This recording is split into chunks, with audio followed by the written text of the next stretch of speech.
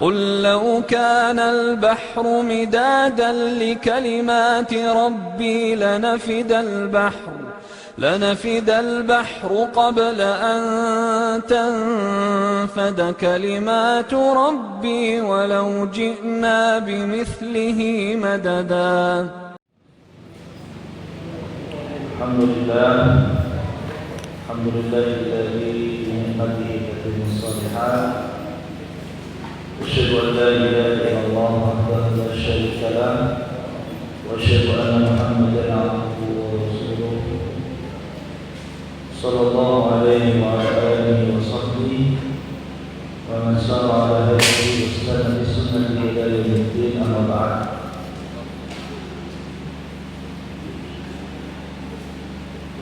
Ikhwata fillah wa akhwati fiddin, a'azzani wa a'azzakumullah jami'an.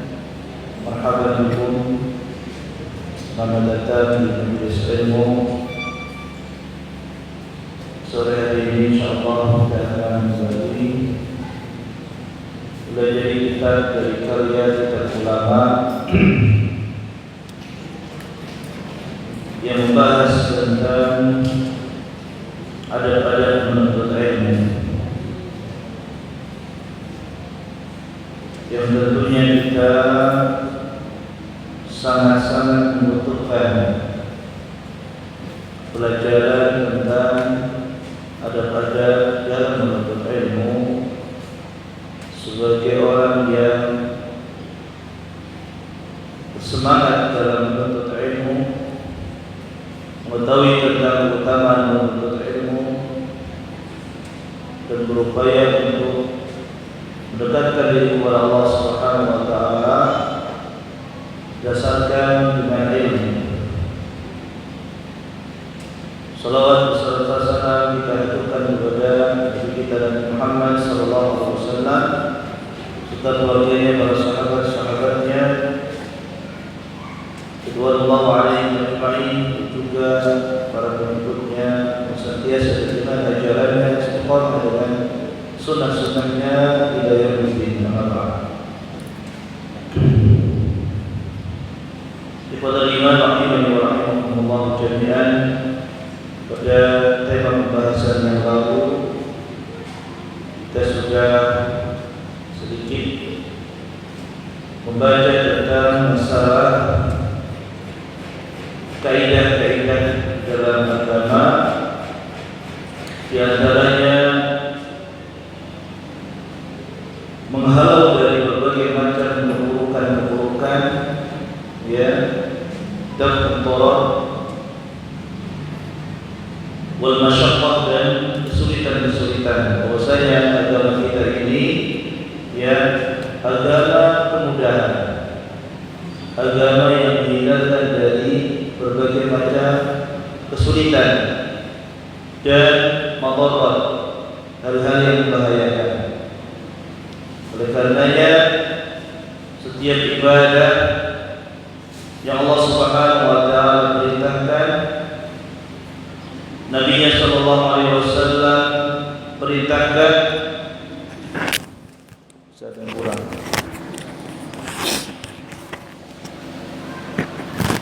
maka Rasulullah sallallahu alaihi wasallam bersabda dalam hadis yang sahih diriwayatkan oleh Imam Muslim, "Wa idza amartukum bi amrin fa'tu minhu mastata'tum, wa idza nahaitukum fajtanibuh, wa idza amartukum bi amrin fa'tu minhu mastata'tum." Dan apabila aku larang kalian, maka tinggalkanlah larangan tersebut. Dan apabila aku perintahkan kepada kalian perintah, maka kerjakanlah semampu kalian. Ya, maka kerjakanlah semampu kalian. Maka di sana dilihat bahwasanya perkara-perkara yang haram, perkara-perkara yang dilarang di dalam agama itu wajib ditinggalkan sepenuhnya, harus dijauhi sepenuhnya, totalitas, bukan semampunya, bukan semampunya. Ada minuman keras, khamar, ya haram. Maka bagi orang-orang yang masih pecandu khamar, suka minum minuman keras ini, maka hendaknya dia meninggalkannya sekaligus, bukan semampunya, tapi harus sekaligus.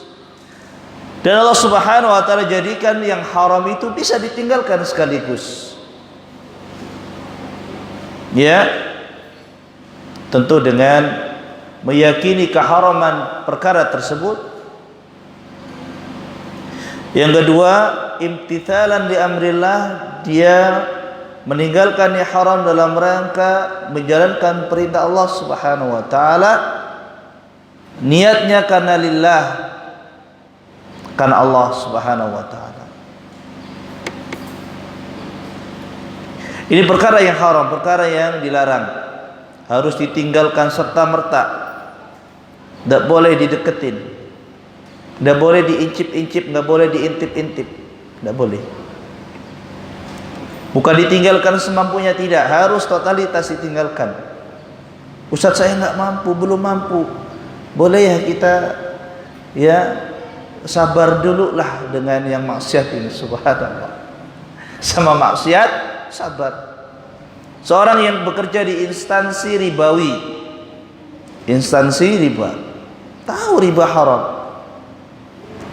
Ustaz, tapi susah cari maisha di luar, ya, susah cari maisha di luar. Maksudnya penghasilan yang gede itu susah dicari di luar kalau selain dari instansi riba ini. Jadi gimana?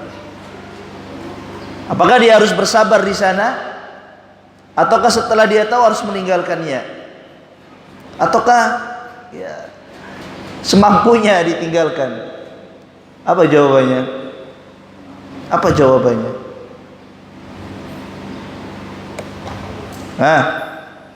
Apa firman Allah dalam perkara riba? Fa illam taf'alu fa'dhanu biharbin min Allah. Kalau mereka tidak melakukan untuk meninggalkan riba, maka diizinkan oleh Allah untuk diperangi. Keras ancaman. Dulu orang mengatakan semampunya, Ustaz, belum mampu imannya lah kalau wala. Tidak, dalam perkara yang haram, perkara yang dilarang, ya, perkara yang diperintahkan untuk tinggalkan, maka ditinggalkan ya sedini mungkin, tidak menunda-nundanya, tidak menunda taubat. Adapun perkara yang perintah, perkara perintah, maka Nabi sallallahu alaihi wasallam mengatakan fa'tu minhu mastata'tum. Jalanilah oleh kalian semampu kalian. Ketika seorang tidak bisa sholat berdiri, maka boleh duduk. Ketika tidak bisa duduk, maka boleh sholatnya sambil berbaring. Itu pilihannya ya dalam syariat. Bukannya ketika nggak bisa sholat berarti nggak usah sholat, salah, tidak ada. Tapi di sana ada syariat ya yang menjadi opsi, ada opsi-opsi, ada pilihan-pilihan. Yang nggak bisa ya menyentuh air, maka boleh tayamum. Nggak ada alasan tuh kalau nggak ada air nggak sholat, Ustaz, nggak ada air. Loh, kan ada tayamum syariat. Nah, kenapa nggak sholat? Junub, Ustaz, terus lagi sakit nggak bisa kena air. Kan ada tayamum. Tayamum itu nggak nyentuh air, nyentuhnya tanah, debu. Nggak ada alasan. Dan jalanilah olehmu semampu kalian. Ini syariat, kemudahan, banyak kemudahan, ya. Kita akan bacakan berikutnya ya tentang kaidah-kaidah berikutnya yang masih tersisa belum terbaca. Itu yang kemarin sudah pernah kita bahas ya. Di antaranya juga ketika Nabi SAW dalilnya ketika Nabi SAW melihat orang-orang mengelilingi satu orang yang sedang kepayahan, kelaparan, kehausan, maka Nabi SAW bertanya, kenapa orang ini? Mahadha, kenapa orang ini?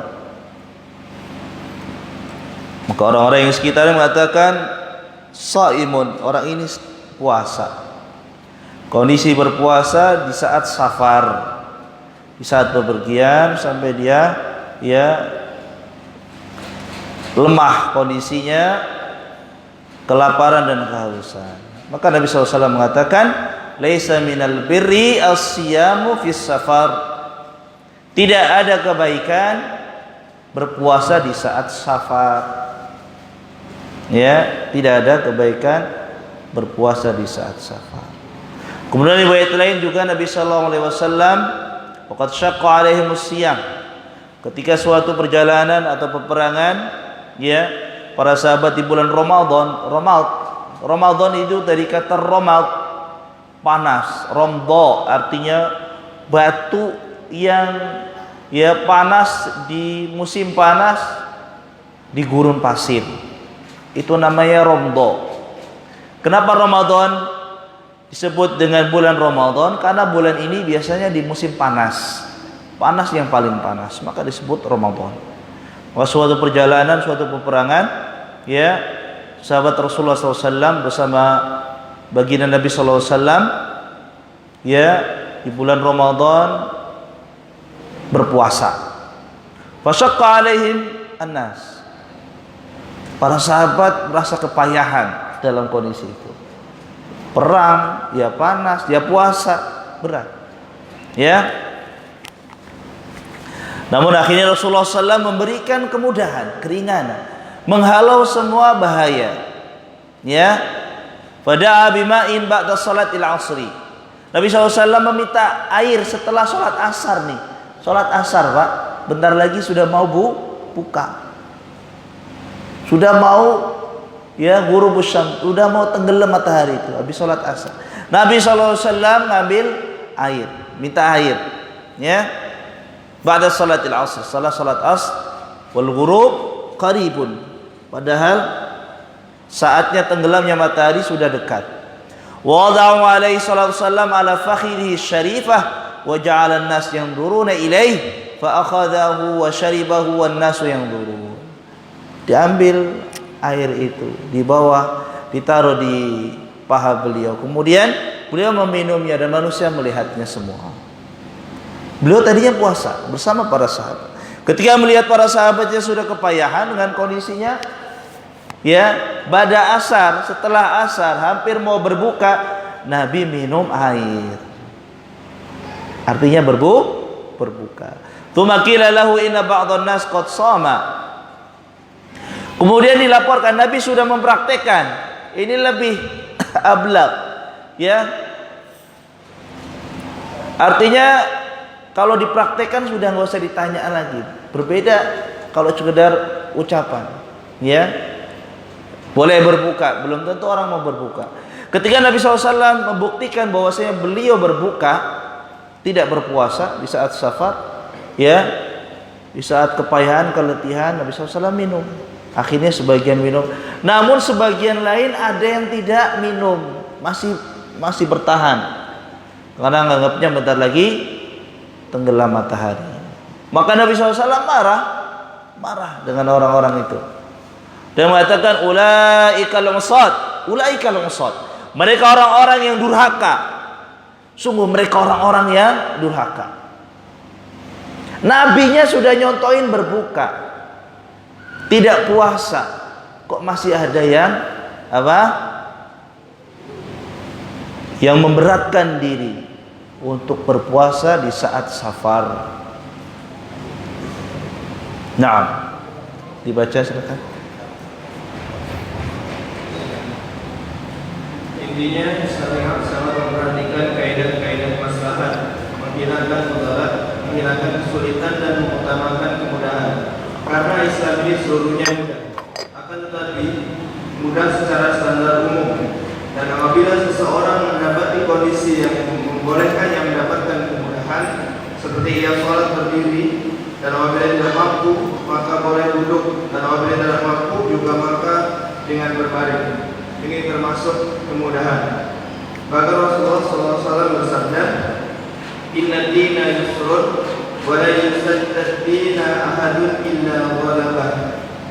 Sesungguhnya agama ini mudah, dan tidaklah seseorang itu keras dalam beragama, melainkan dia akan dikalahkan oleh agama. Dan apabila beliau mengirim utusan, beliau sallallahu alaihi wasallam berwasiat, "Yassiru wa la yu'assiru, wa basyiru wa la tunaffiru." Mudahkanlah, jangan mempersulit. Berilah kabar gembira dan jangan membuat takut. Beliau juga bersabda, "Fa innama bu'istum muyassirina wa lam tub'atu mu'assirina." Karena sebenarnya kalian diutus untuk memudahkan dan kalian tidak diutus untuk mempersulit. Maka segala puji bagi Allah atas agama Islam yang mudah ini. Berdasarkan hal ini, seseorang tidak boleh sengaja melakukan suatu ibadah dengan cara yang menyulitkannya. Namun ia harus melakukan apa yang mudah baginya, karena ini lebih sesuai dengan tujuan utama syariat ini. Tayyib. Nah, tujuan syariat ini adalah untuk memberikan kemudahan, ya, bukan untuk menyulitkan. Makanya orang-orang yang menyulitkan dirinya dalam masalah ibadah, maka ini jauh dari ketentuan syariat dan tujuan syariat agama.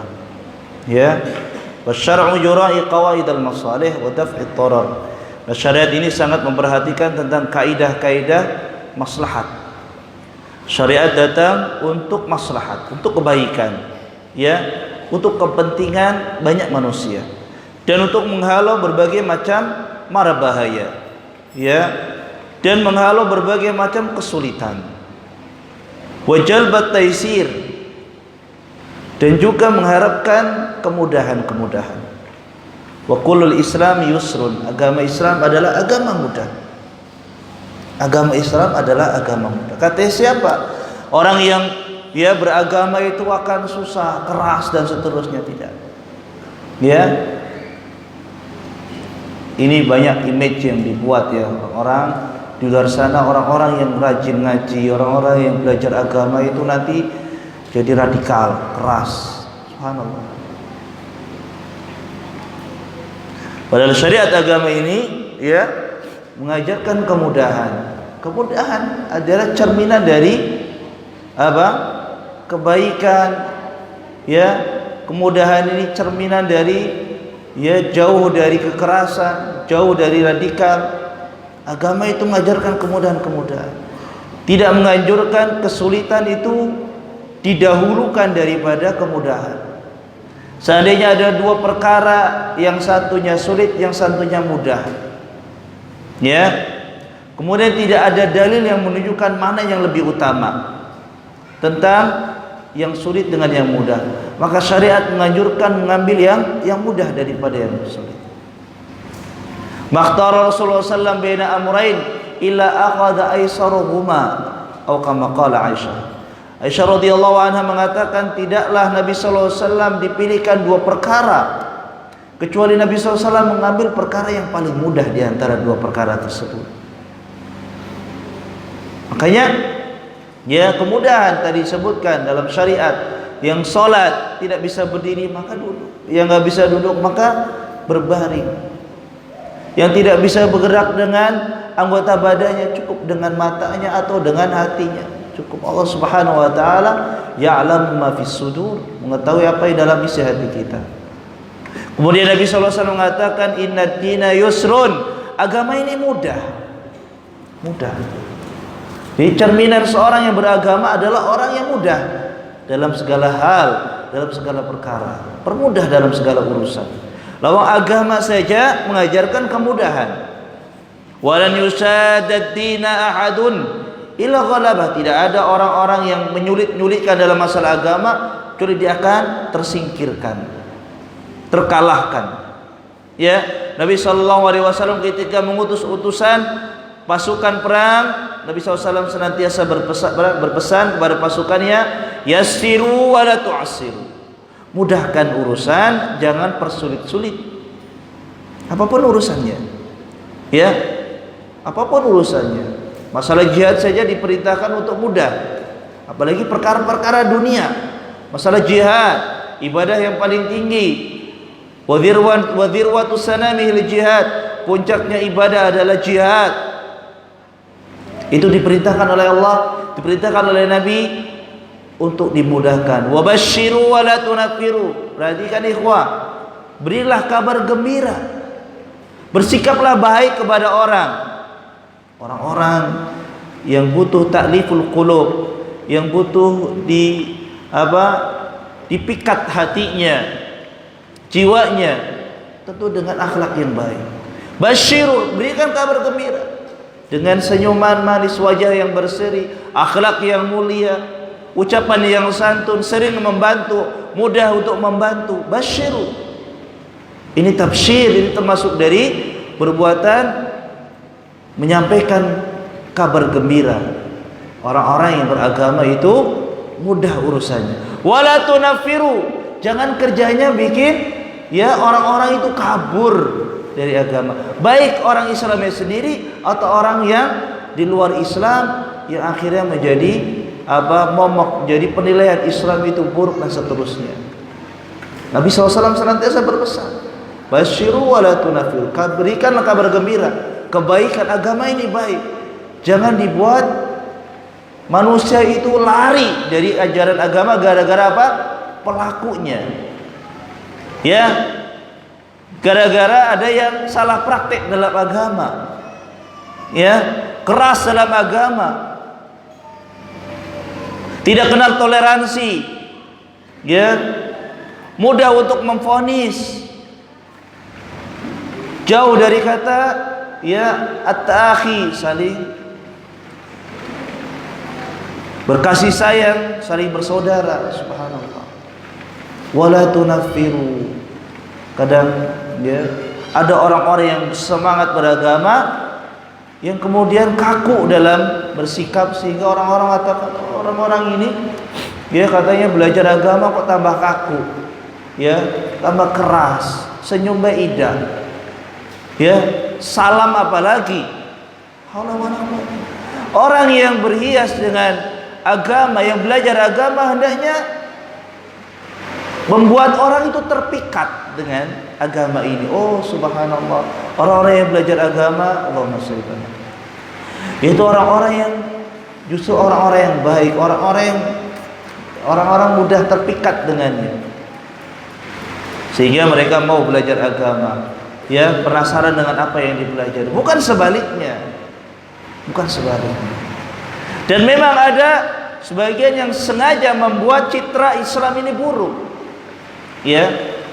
Terkadang itu dari kaum muslimin sendiri, para penganutnya yang salah mempraktikkan Islam, bisa jadi dari kaum muslimin sendiri atau dari orang-orang di luar Islam, musuh-musuh Islam. Memang mereka kerjanya begitu. Biar Islam dikatakan radikal, agama teroris dan seterusnya. Padahal kita dapati dalam hadis yang sahih riwayat Imam Muslim, man qatala mu'ahadan lam yajid aw lam yarah arafal jannah wa inna rihaha la yajid min masiratin sab'ina aw arba'ina aman. Sesungguhnya barang siapa yang membunuh seorang kafir yang mu'ahad, kafir mu'ahad itu apa? Orang kafir yang masuk ke negeri Islam, yang mendapatkan suaka. Zaman ini namanya apa? Visa. Dijamin keamanannya. Maka haram darahnya. Tidak boleh ditumpahkan darahnya. Kata Nabi, barang siapa yang membunuh kafir mu'ahad ini, orang kafir yang masuk negeri Islam dengan jaminan keamanan, kemudian dibunuh oleh orang muslim, maka pembunuh ini tidak akan mendapatkan wanginya bau surga. Sungguhnya wanginya bau surga itu didapati dari jarak 40 tahun.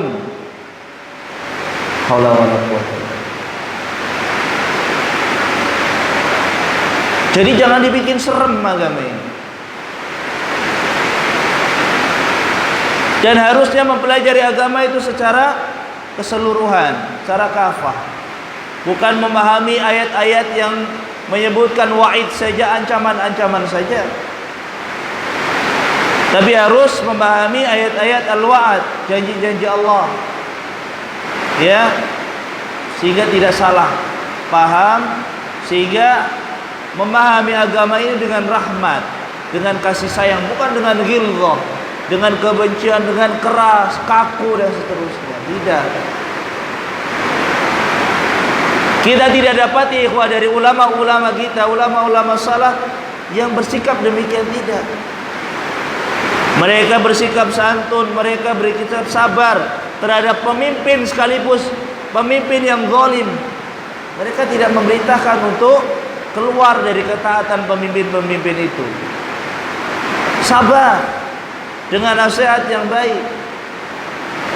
Kata Nabi sallallahu alaihi wasallam, "Man ra'a fi amilihi ya ma yakrahu fala yubli alaniyah."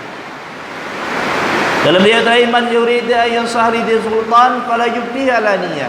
Barang siapa yang mau menasihati pemimpin, jangan dibuka di depan umum. Siapa yang ngomong ini? Nabi sallallahu alaihi wasallam. Bukan orang-orang pengikutnya ini, bukan orang-orang sembarangan. Nabi yang ngomong. Barang siapa yang mau menasihati pemimpin, gak boleh demo. Siapa yang melarang demo? Nabi alaihissalam. Gak sembarangan. Orang-orang pada gak paham ajaran Nabi sekarang. Mau menyuruhkan Islam, tapi dengan cara orang kafir. Dengan cara apa? Orang kafir. Bisa gak Islam diperjuangkan dengan cara orang kafir? Kalla wa hasya kalla. Tidak akan mungkin.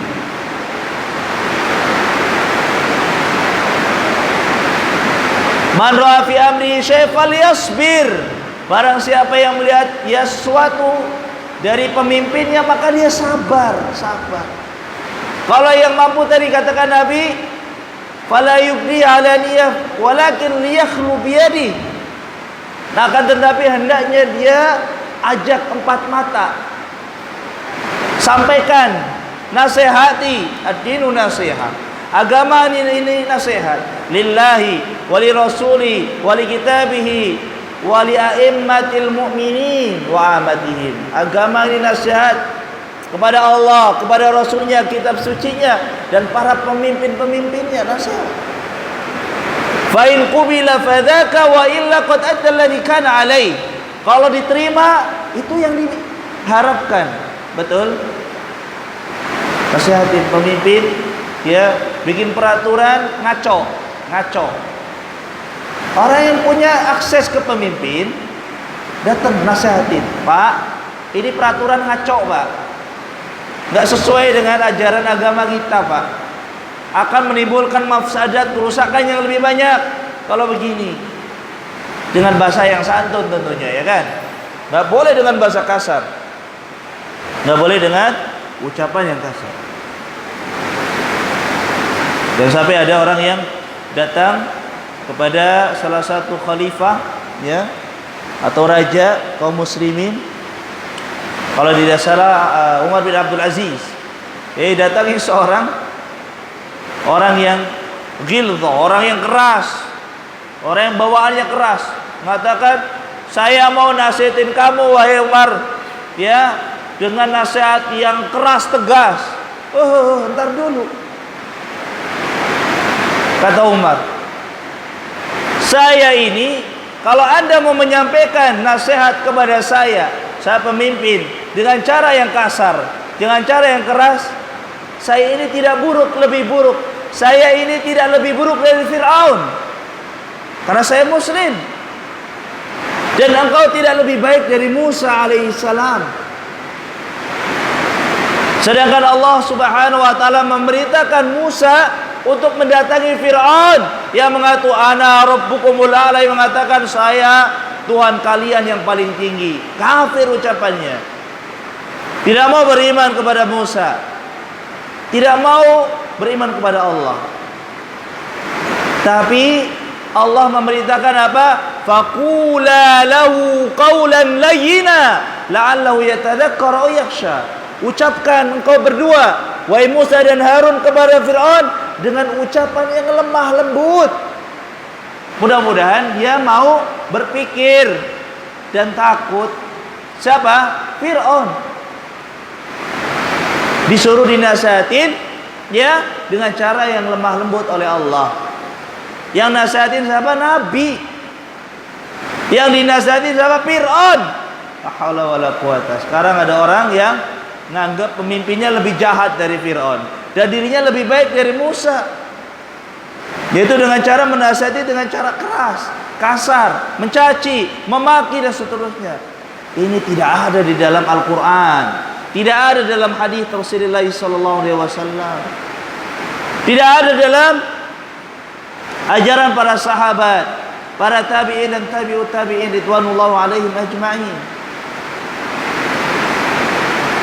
Maka kesimpulannya kata Syekh Ibnu Utsaimin, wa bina'an ala dzalika la yata'ammadul insan fi'lal ibadah ala wajhin yashqu alaih. Maka yang dibangun berdasarkan dalil-dalil yang disebutkan, seorang beribadah bukan cari yang susah. Kaidahnya dalam ibadah bukan cari ibadah yang paling sukar, bukan. Bukan cari ibadah yang paling berat, tidak.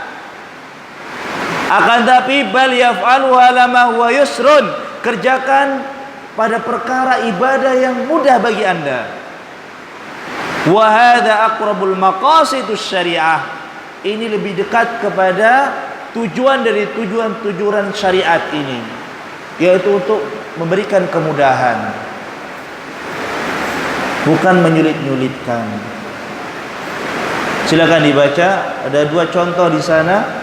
Ya, Syekh memberikan contoh-contoh. Naam. Karena itu, apabila ada 2 orang di sebuah bantaran luas dan telah masuk waktu sholat subuh, mereka memiliki air, yang satunya dingin dan yang satunya hangat. Lalu seorang dari mereka berkata, aku akan berwudu dengan air dingin agar mendapatkan keutamaan menyempurnakan wudu pada saat sulit atau dingin. Orang tua berkata, aku akan berwudu dengan air panas agar aku berjalan sesuai dengan perintah Allah dalam firman-Nya. Allah menghendaki kemudahan bagi kalian. Taib, ya. Ada 2 orang di saat waktu sholat subuh, ya, airnya dingin, di musim dingin. Salah satunya mengatakan, saya mau berwudu dengan air yang telah dihangatkan, ya, biar mudah, lebih enak, ya, gak kedinginan, gak berat baginya, airnya sudah hangat. Namun orang yang kedua mengatakan, enggak, lebih bagus tetap airnya dingin, ya, karena seorang yang berwudu dengan kesusahan dan kepayahan itu pahalanya lebih besar. Ibadah ketika saat susah itu pahalanya lebih besar, kata orang yang kedua. Yang pertama mengatakan apa? Saya mau ngangatin air dulu, air yang ya minimal tidak terlalu dingin. Yang kedua mengatakan enggak, bagus yang tetap dingin, biar isbaghil wudu fil makari, termasuk dari keutamaan menyempurnakan wudu di saat-saat kesusahan, di saat-saat kondisi dibenci. Maka mana yang lebih tepat? Pendapat orang pertama dengan air yang sudah dihangatkan, atau pendapat orang yang kedua berwudu dengan air yang sangat dingin tersebut? Maka fasawab, jawabannya ma'athani bil ijma'. Yang benar adalah orang yang menghangatkan air tadi, ya. Maka yang sesuai dengan syariat ini adalah orang yang memudahkan di dalam ibadahnya, bukan menyulitkan. Wa huwal muwafiqu lisyariah, karena dia lebih sesuai dengan syariat agama. Lianna isbaghal wudu'i 'alal makarih la yuradu minhu ay yataqassada al-insanu ma yakrah. Karena Yang dimaksud menyempurnakan wudu di saat hal-hal yang dibenci adalah bukan disengaja dia menjadikan kondisinya itu adalah perkara yang berat. Bal muradu idza lam yumkinul wudu illa bimakruhin tawadda. Maksudnya adalah seorang yang memiliki yang mendapatkan keutamaan berwudu di saat-saat sangat susah, yaitu apabila tidak ada kemungkinan lain kecuali harus dengan kondisi yang susah tersebut. Kalau ada kemungkinan kedua itu lebih ringan dengan cara dihangatkan, maka itu lebih utama. Ya, yuridullahu bikumul yusra wala yuridu bikumul usra. Allah menginginkan bagi kalian kemudahan, bukan kesulitan. Jadi mana yang dipilih? Yang mudah saja. Kemudian yang kedua, baca. Jika tidak demikian, mungkin akan ada yang berpendapat tunaikan ibadah haji dengan berjalan kaki dari penduduk yang jauh dari rumah. Jika tidak mampu, pergilah dengan mengendarai mobil Islam yang sedikit berjalan dan banyak mogoknya. Karena demikianlah yang lebih sulit. Jika tidak bisa, pergilah dengan mobil yang bagus. Jika tidak, barulah dengan pesawat terbang. Tentu ini tidak benar. Akan tetapi jika engkau mau berhaji, mulailah dengan mengendarai pesawat, karena itulah yang bermudah dan Ayo. Contoh yang kedua, orang yang mau pergi nih. Ya, pergi haji. Mana yang dipilih? Caranya dengan pesawat atau jalan kaki atau naik mobil yang mogok-mogokan? Mana yang lebih diutamakan? Ya. Ada yang berpendapat, oh, dengan jalan kaki kan pahalanya lebih banyak setiap langkah sampai Mekah, kalau nyampe. Ya. Kalau baru 1/10 perjalanan udah tewas di jalan gimana? Ya, nggak sampai tujuannya. Ada yang katakan enggak, pakai mobil aja, mobil yang jelek-jelek aja, biar santai nyampenya. Pilihan terakhir kalau nggak ada itu semua, udah pakai pesawat aja lah, karena nggak punya mobil jelek, karena dan seterusnya, baru pakai pesawat. Maka kata Syekh Ibnu Utsaimin rahimahullah, ini salah dalam memprioritaskan wasail atau tata cara atau wasilah perantara untuk ibadah. Salah. Hendaknya yang pertama kali dicari ada yang paling mudah, bukan yang paling sukar, bukan yang paling sulit. Pertama yang dipilih adalah pakai pesawat. Kalau nggak mungkin pakai pesawat, baru yang berikutnya. Cari yang paling mudah dahulu, bukan yang pilihan yang paling susah dulu, tidak. Fataisiru wal muwafiq li ruhiddin. Karena kemudahan itu sesuai dengan ruh agama Islam ini. Min huna na'lam annahu idza ikhtalafa aliman. Beliau mengatakan dari sini, apabila ada dua orang alim berselisih pendapat dalam suatu masalah yang tidak ada dalil yang lebih kuat mana dalilnya dan seterusnya, sama-sama tidak memiliki dalil. Yang satunya berpendapat yang lebih keras, yang kedua pendapatnya lebih mudah. Mana yang lebih utama? Pilih yang mana, yang keras, yang susah, atau yang mudah? Famanat tabi', siapa yang kita ikutin? Maka jawabannya tentunya yang sesuai dengan kaidah Islam, yaitu untuk kemudahan. Maka kita ambil yang mudah dalam perkara tersebut. Ambil pendapat ulama yang kemudian masalah tersebut adalah masalah yang tidak ada dalil misalnya. Berbeda kalau satunya ada punya dalil kuat sesuai dengan hadis yang kuat, yang sahih, yang satunya nggak punya hadis atau hadisnya lemah, tentu kita ambil hadis yang ulama yang berpendapat dengan bersandarkan dengan hadis yang kuat, yang sahih. Kita tinggalkan ulama yang berpendapat dengan dalil atau hadis yang lemah. Sekalipun ulama yang pertama yang berdalil dengan dalil yang sahih itu lebih berat, kita ambil tetap. Kenapa? Karena cinta kita dengan hadis Nabi SAW menjadikan kita mudah untuk mengamalkannya. Tidak boleh seorang tadabbur rukhas, untuk mencari rukhsah, keringanan-keringanan saja. Sebagian orang beragama dengan kaidah selagi masih ada yang berpendapat boleh, maka kami ambil yang boleh-boleh saja. Ada orang yang jahil, orang yang bodoh ya terhadap kaidah agama, kemudian menciptakan atau mengikuti kaidah demikian.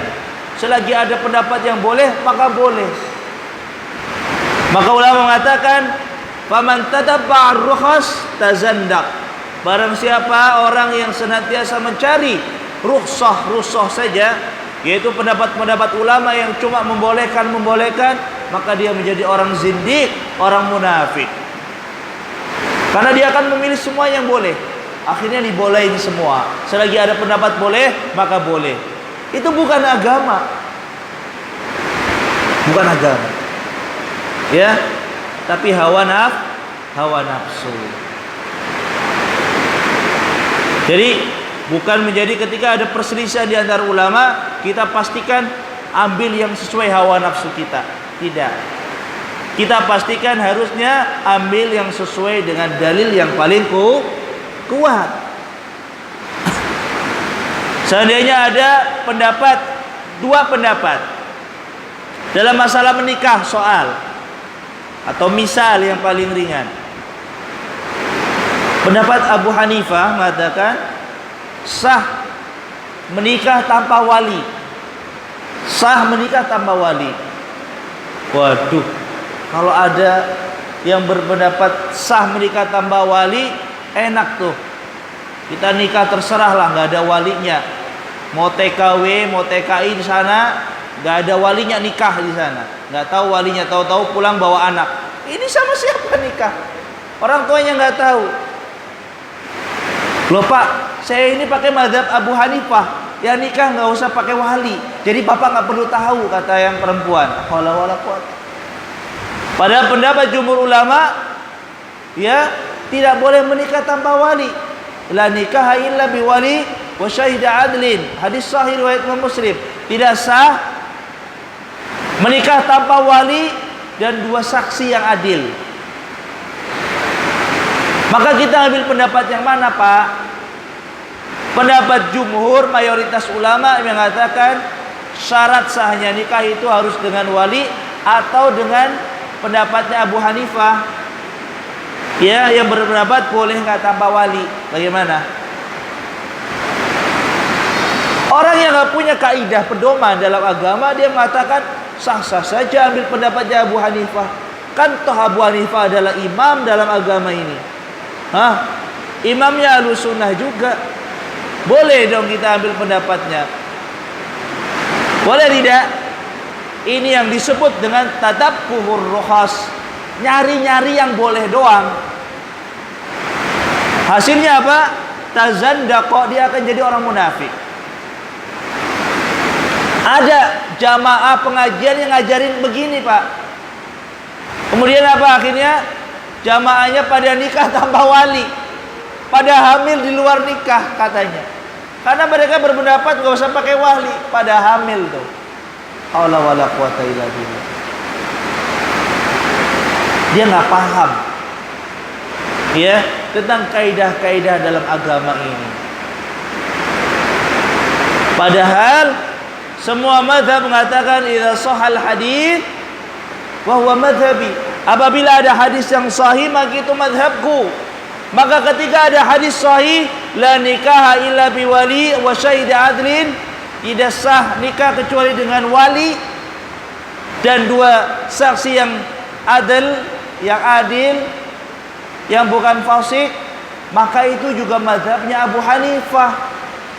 Kenapa Abu Hanifah berpendapat dengan bolehnya menikah tanpa wali? Karena kata ulama, Abu Hanifah ini belum sampai padanya hadis tersebut, makanya diberikan udzur. Belum sampai hadis. Di zaman itu hadis belum dibukukan. Terkadang terjadi perselisihan di antara ulama mazhab itu karena satunya punya dalil, yang satunya nggak punya dalil.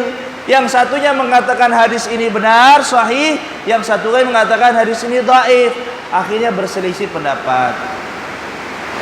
Mereka sama-sama menginginkan kebenaran, bukan cari kemudahan, bukan cari-cari celah untuk bisa menggampangkan, membolehkan, menghalalkan segala cara, bukan dengan hawa nafsu mereka. Jadi pahami, ini masalah fiqhul khilaf, cara memahami perselisihan di antara ulama. Harus paham, jadi nggak bingung gitu loh. Ya, bukannya agama yang selagi boleh, selagi ada musik yang membolehkan, boleh dong. La haula wala quwata illa billah. Lawa mayoritas ulama mengatakan musik itu haram, dalilnya bila sahih, diambil pendapatnya orang yang lemah. Pendapatnya yang mengatakan boleh dengan hadis yang lemah dan seterusnya yang mengkritisi hadis yang sahih. Kok diambil dalam masalah demikian? Gara-gara apa? Sesuai hawa nafsu, bukan karena dalil. Kalau dia mikirnya untuk dalil, agama ini sesuai dengan dalil, semangat untuk menjalankan sunnah, pasti dia mengambil yang sahih, bukan yang lemah. Kan demikian, ya. Jadi agama itu bukan sekedar asal ada yang bolehkan maka boleh, bukan semudah itu agama. Makanya dituntut kita untuk memahami dalil. Bagi muqallid, ulama menjelaskan, bagi yang masih tarafnya muqallid seperti kita ini, masih taklid sama ulama, tapi hendaknya muqallid itu tahu dalilnya yang kita taklidi. Kita muqallid sama imam, tapi kita tahu kenapa imam ini berpendapat dengan pendapat ini. Kenapa? Oh, ada dalilnya ini. Oh, kita tahu, iya. Bukan sekedar iya, pokoknya iya, enggak. Kita kupas lagi. Kita cari dalilnya. Kita cari dasarnya, pendapat-pendapat yang sesuai dengan sunnah Nabi Sallallahu Alaihi Wasallam. Jadi sebab kenapa ada perselisihan tadi sudah disebutkan, diantaranya karena terkadang satu imam punya dalil, yang satunya nggak punya dalil. Yang nggak punya dalil akhirnya berpendapat tidak sesuai dalil. Yang punya dalil harus berpendapat dengan sesuai dalil. Maka kita taklid ke siapa? Ngambil pendapat siapa? Pendapat yang punya dalil. Nggak boleh pendapat yang asal ada yang membolehkan, tidak boleh. Mereka membolehkan bukan dengan kesengajaan, tapi karena ada alasan dan karena ada udzur, belum sampai dalilnya sama mereka. Ini dibahas luas di dalam kitab Raf'ul Malam an A'immatil Alam oleh Syekhul Islam Ibnu Taimiyah. Beliau membela ulama-ulama salaf, ulama-ulama mazhab yang sering didiskreditkan, sering jadikan ada yang disalahkan dan seterusnya. Tidak. Maka diberikan ini loh, kenapa terjadi demikian. Disebutkan oleh Al-Imam Ibnu Taimiyah rahimahullah sebab-sebabnya. Sehingga kita paham, oh berarti harusnya begini kita bersikap di dalam agama kita. Tayyib. Dilanjutkan.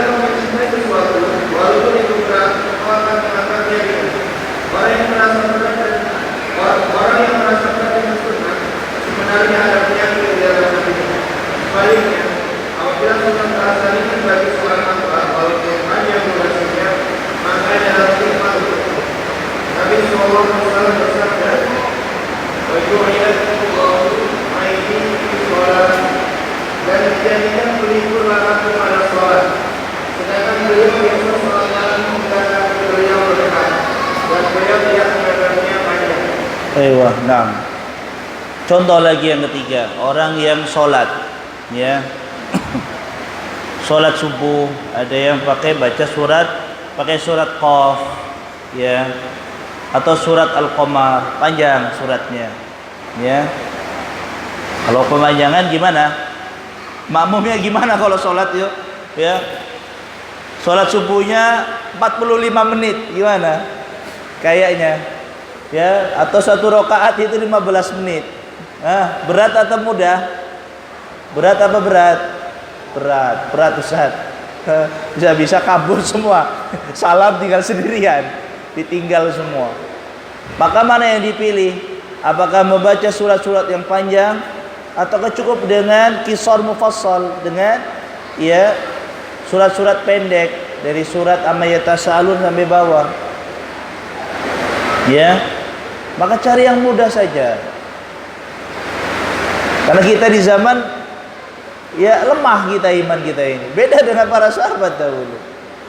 Kita lemah. Ya jangan memberatkan, jangan memberatkan. Cari yang permudah. Lihat, seorang imam itu orang yang paling paham dengan makmumnya, orang yang faqih, orang yang paham. Lihat makmumnya itu pada kuat enggak? Kalau anak muda semua, anak pesantren kuat-kuat, siap, gaspol. Kalau ada yang mbah-mbah, nenek-nenek, ada yang sakit, udah berjaket, sudah batuk-batuk, ditahan-tahan untuk ke masjid sholat subuh, pakai Sabbihisma Rabbil A'la sudah, ya, dosa pakai Al-Baqarah, bubar nanti. Nah, maka cari yang mudah, dan mudah itu yang sesuai dengan syariat. Yang mudah adalah yang maksudnya mudah tapi sesuai tetap dengan syariat, ya, bukan mudah sesuai dengan keinginan masing-masing individu atau penilaian individu masing-masing, tidak. Karena apa? Sebagian orang ada yang susah untuk menjalankan sunnah. Naikkan celananya sedikit be susah, dinaikkan sedikit be, pas sama mata kaki be susah rasanya lah. Ada orang seperti ini. Atau menjalankan sunnah itu kayaknya berat gitu ya.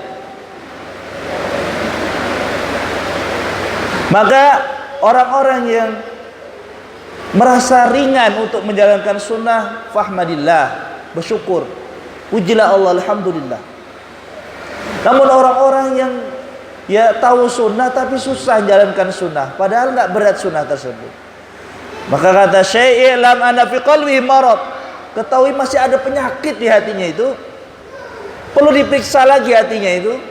Kalau masih benci sunnah Nabi, masih nggak suka menjalankan sunnah Nabi, masih merasa berat menjalankan sunnah Nabi, hati-hati itu. Itu tanda ada penyakit di hati. Nah, lianna mahabbatas sunnah wa quwwata mahabbatiha fi qalbil 'abdi wa sir'ani.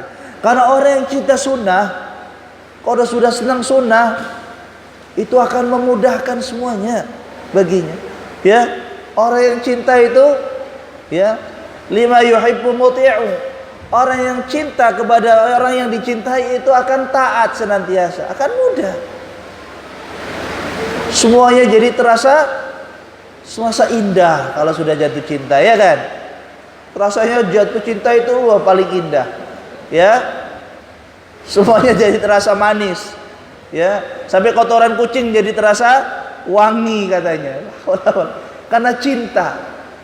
Sampai dikisahkan oleh ya tentang kisahnya Qais Majnun Laila. Masih ingat ya, ada kisah tentang Laila Majnun. Itu seorang pemuda bernama Qais, ya, seorang pemuda yang jatuh cinta kepada Laila. Dia sampai semuanya yang dipandang itu yang berlebar-Laila itu semuanya indah. Ya, yang pernah dilewati Laila indah sekali. Bahkan rumah-rumahnya dari pagarnya sudah kelihatan semuanya wajah Laila semua. Sampai mengatakan marartu bidiyari diyara Laila. Aku lewati rumahnya Laila. Wa uqabbilu dzatal jidaru jidara. aku cium pintu-pintu dinding-dindingnya rumah Laila. Wa ma hubbash jidaru syaghafta qalbi. Bukannya aku cinta dengan pintu-pintu dan dinding-dinding rumah Laila, walakinnal hubba man sakanad diyar. Akan tapi cinta ini kepada penghuni rumah ini. Subhanallah. Ini pujangga ini. Dicinta sama orang yang dicium apa? Dinding rumahnya. Subhanallah. Semuanya terasa indah. Begitu orang mencintai dengan sunnah. Kalau sudah cinta sunnah, terasa indah hidup ini. Tidak ada yang berat menjalankan sunnah. Betul? Lihat Nabi SAW ketika beliau mengatakan wa ju'ilat qurrata aini fis shalah, pelipur lalaku yang menjadikan aku bahagia di dalam hidupku adalah salat. Maka ketika beliau menjalankan ibadah salat hatta tawaramat qadamah, sampai kakinya bengkak, Aisyah nangis-nangis, ya Rasulullah, afala qad ghafarallahu dzambak, ya, ma taqaddama min dzambik wa ma ta'akhkhar. Wahai Rasulullah, bukannya engkau sudah diampuni dosanya oleh Allah yang lalu dan yang akan datang, sudah dijamah surga, masih ibadahnya begini? Apakah Nabi SAW mengeluh? Tidak. Karena cinta. Karena apa? Karena cinta. Dan puncaknya ibadah itu cinta, jamaah. Kalau sudah cinta, subhanallah, tidak ada merasa berat. Nabi SAW sholat sampai bengkak kakinya, dari mulai selesai isya sampai mau adzan subuh. Yang satu rakaat itu dibaca surat Al-Baqarah, kemudian disambung surat An-Nisa dalam riwayat Abdullah bin Mas'ud, kemudian disambung surat Al-Imran 6 juz. Subhanallah, 6 juz satu rakaat. Kalau kita udah goyang kanan kiri itu udah gak karuan gitu. Bukan berdiri, duduk aja udah gak karuan itu membaca 6 juz. Sudah mata yang ngantuk luar biasa. Dia Utsman bin Affan, ya, yang biasa menghatamkan satu Quran dalam satu sholatnya. Subhanallah. Setiap malam. Berat bagi mereka? Berat. Tapi cinta lebih besar. Maka seorang yang cinta dengan sunnah Nabi SAW tidak akan merasa berat. Yang kaidah tadi disebutkan adalah apabila tidak ada dalil di sana, ada dua pendapat, tapi sama-sama nggak punya dalil yang kuat. Maka kemana kita ambil pendapat tersebut? Mana yang harus kita ambil? Yang lebih mudah, karena pasti yang lebih mudah itu sesuai dengan syariat. Demikian. Namun kalau ada dalil, masing-masing punya dalil, maka kita lihat mana yang paling sahih, yang paling dekat dengan sunnah Nabi Sallallahu Alaihi Wasallam. Lanjut, satu lagi bahasa. Begitu juga perkataan penulis menutup pintu manipulasi syariat. Penulis menyebutkan pintu manipulasi karena sudah maklum bahwa sebagian umat ini mengekor pada cara-cara umat sebelum kita dalam masalah manipulasi syariat. Kalangan yang paling hebat manipulasi dan makarnya adalah Yahudi. Dan di antara umat ini ada yang menyerupai Yahudi dan memanipulasi hal-hal yang Allah haramkan dengan ritual murahan. Perkataan penulis menutup itu manipulasi syariat Islam adalah syariat yang serius, sungguh-sungguh dan tidak main-main. Maka tidak boleh ada manipulasi apapun di dalamnya. Semua bagiannya jelas, tidak perlu dimanipulasi kecuali ada orang yang lemah semangatnya, lemah keinginannya, sehingga ia pun mempermainkan syariat Allah Subhanahu wa Ta'ala. Ikhwan, al-hilah secara bahasa berasal dari kata Paula, berulang dari kata Yahud, yang berarti sempurna satu tahun. Adapun secara istilah artinya adalah menggunakan perantara untuk menggugurkan suatu kewajiban atau melakukan sesuatu yang haram. Namun akhirnya itu perkataan yang dibolehkan. Tayyib. Ya. Dia manipulasi, sabotase, apalagi tipu muslihat. Ada orang-orang yang jadikan syariat ini sebagai jalan menuju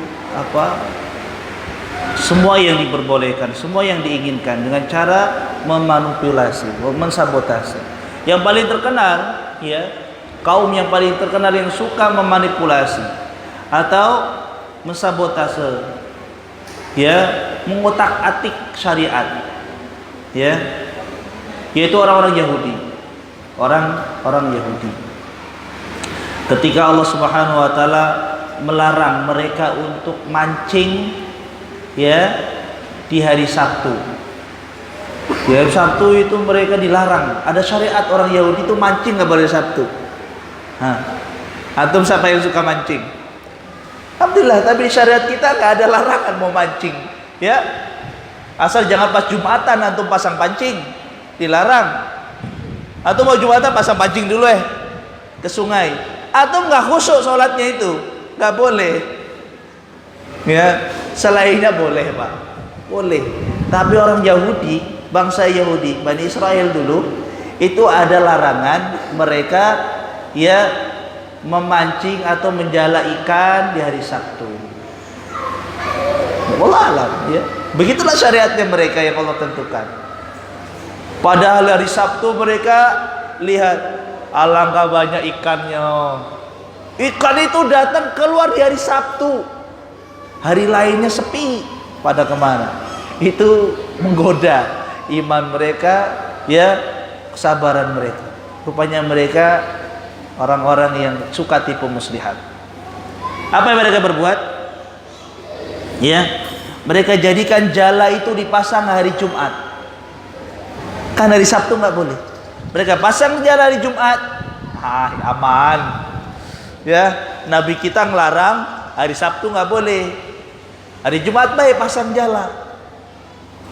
Sama kayak antum tadi, ya. Jumatan nggak boleh mancing, sebelum Jumatan baik pasang jala.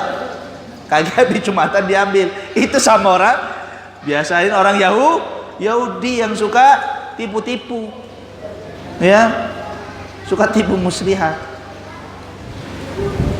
suka berbuat makar. Dan mereka ambil kapan? Malam Ahad, malamnya.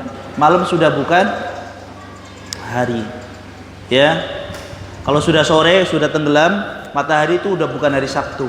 Mereka ambil sore-sore itu. Segera tenggelam matahari, ambil banyak-banyak. Masya Allah. Akhirnya apa? Wa ja'alahumul qiradata wal khanazir. Sebutkan, ya. Maka Allah jarubah mereka menjadi kera dan babi. Mereka dirubah oleh Allah Subhanahu wa taala karena perbuatan kemaksiatan mereka ini. Kita kenal lah, mereka suka berbuat yang tipu muslihat demikian. Adapun agama Islam ini menutup celah menuju tipu muslihat atau mempermainkan agama dengan tipu-tipu. Asy-syari'atul islamiyyatu syari'atul jiddi wal hazmi wa 'adami tala'um. Ulama menyebutkan syariat Islam adalah syariat yang sungguh-sungguh, penuh kesungguhan, kebenaran, dan tidak ada main-main di dalamnya. Tidak boleh bermain-main dengan agama. Bukannya ada itu boleh, ya. Miras tuh boleh dilegalkan, ada di syariatnya, ada di usul fikih. Ini orang-orang yang suka main-main sama agama, ya, menghalalkan miras, minuman keras, pakai agama pula. La haula wala quwata. Karena sesuai dengan kearifan lokal, maka kaidah usul fikihnya begini begitu. Ini orang-orang yang suka mempermainkan agama. Gak ada. Dalam agama Islam gak ada permainan-permainan begitu. Tidak boleh. Walaysa fiha syai'un minal hiyali abadan. Gak ada permainan-permainan dalam agama tipu muslihat. Kullu asarihatun, semuanya nampak jelas, gamblang. Wala yaljau ilal hiyal illa dha'ifatul himmah. Tidak ada orang yang suka membuat tipu muslihat atau menghalalkan segala cara di dalam agama ini kecuali orang-orang yang lemah akalnya, ya, lemah pemahamannya. Fatajiduhu yatahayyal ala syar'illah. Maka mereka biasa mensabotase agama ini. Ya, semuanya dikatakan boleh akhirnya. Haula wala quwwata. Enggak punya batasan-batasan. Apa itu tipu muslihat? Di sini dimaksudkan syariat agama itu menutup celah kepada tipu muslihat, manipulasi. Para pemanipulasi agama. Maksudnya di sini adalah memanipulasi at-tawassul ila isqati wajib. Orang yang memanipulasi agama dalam rangka untuk menggugurkan kewajiban. Nanti ada contohnya ini. Lucu lah, lucu ini contohnya. Au intihaki muharramin bima zahiruhu lil ibahah, atau menghalalkan yang haram. Dengan menampakkan itu adalah perkara yang mubah. Seperti tadi. Menghalalkan yang haram. Oh, miras tuh nggak apa-apa kalau legal jadi halal. Pusing kan. Kalau dilegalkan jadi bagus itu. Jadi mubah. Kata siapa ini? Ini orang ngawur ya.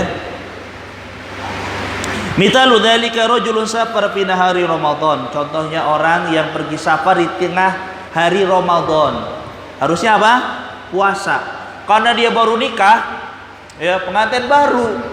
Salah dewe Ramadan, pas Ramadan nikahan. Salah dewe. Harusnya kapan? Pak? Syawal nanti sunahnya, betul? Nabi SAW menikahi Aisyah di bulan Syawal. Wa dakhala alaihi fi tis'in, dan masuk ke kamarnya pada umur 9 tahun. Ini Ramadan nikah, salah dewe. Oh, dia bilang sama istrinya, biar kita boleh nih siang hari kita pergi baik ke Morainim. Ya kan? Udah safar itu. Sudah safar. Nah, nyampe sejam atau nggak nyampe 2 jam lah. Sampai sana kita nginep di rumah siapa. Boleh kita udah boleh makan minum setelah. Ini orang yang suka mensabotase agama, memanipulasi, yang suka tipu muslihat,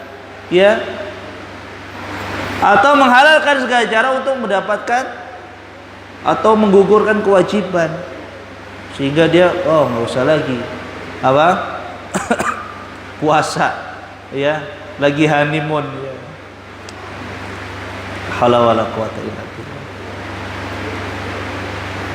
Kemudian contoh yang lain, fanaqul hadza mamnu, kata Syekh, ini perkara yang dilarang. Atau contoh yang kedua menghalalkan yang haram, termasuk dari bab hilah, tipu muslihat atau sabotase atau manipulasi. Ada seorang wanita yang dicerai oleh suaminya sudah 3 kali. Pokoknya sudah 3 kali cerai. Tapi masih suka rupanya Si suaminya masih cinta sama mantan istrinya. Maka ada temannya yang mengatakan, kamu nggak boleh nikahin mantan istrimu lagi. Karena apa? Sudah 3 kali. Illa antam kihazaujan ghairah, kecuali istrimu telah menikahi lelaki lain dahulu, kemudian pisah, kemudian boleh nikah lagi sama kamu. Sudah, aku nikahin mantan kamu kage semalam habis itu aku ceraikan, tunggu idahnya kamu nikahin lagi. Boleh tidak? Tidak boleh. Ini dilarang juga. Dalam perkara ini di zaman Nabi ada. Terjadi. Sehingga Nabi mengatakan, la ala ukhbirukum bitaisil musta'ar. Maukah kalian aku tahu tentang kambing pinjaman? Aduh, rasanya Atau pejantan, kambing pejantan pinjaman. Tais musta'ar. Qalu bala ya Rasulullah. Karena sahabat dia mengatakan, iya, tentu wahai Rasulullah. Apa itu kambing pinjaman? kambing pejantan pinjaman. Qala huwal muhallilu la'anallahu al-muhallila wal muhallal lahu. Kambing pejantan pinjaman ini adalah al-muhallil, orang yang menghalalkan, yang dia tugasnya atau kerjaannya dia menikahi mantan istri orang lain yang sudah dicerai 3 kali, kemudian setelah dinikahinya cuma dikumpuli sekali saja, kemudian diceraikan. Karena syaratnya harus dikumpulin. Kalau belum dikumpulin tetap nggak sah. Cuma sekali doang tapi. Habis itu dia ceraikan. Kata Nabi, la'anallah, Allah melaknat, Allah mengutuk al-muhallil wal muhallallah. Orang yang laki-laki yang menikahi ini ya untuk jadikan ya istrinya ini halal lagi bagi suami yang pertama. Suami pertama dan suami kedua sama-sama dilaknat oleh Allah. Paham? Dilaknat. Maka ulama mengatakan wala takunu misla taisil musta'ar. Hei, hati-hati para pemuda, jangan mau jadi domba jantan yang pinjaman. Tahu janda apa? Domba jantan pinjaman. Jadi pahlawan kesiangan. Yang dia nikahin janda, yang niatnya janda ini biar balik lagi ke suaminya. Ada menikahinya cuma buat pinjaman doang. Ingat, tidak boleh. Kalau menikah lihat, menikah janda dilihat, ini jandanya kelihatannya masih tertarik gak sama mantannya. Kalau dia tujuan nikahin sama Anda cuma sekedar untuk bisa balik ke yang pertama, itu haram. Tidak boleh. Itu haram. Kalau menikah ya terus, nggak boleh dicerai. Niatkan untuk selamanya. Bukan sekedar untuk menghalalkan dia untuk kembali kepada suami pertamanya. Ya kan? Jadi banyak ilmunya kan? Di pelajaran adab, tapi bahas fikih, bahas macam-macam kaidah, banyak ilmunya di sini. Yang ketiga berikutnya baca, antum yang baca enggak dia.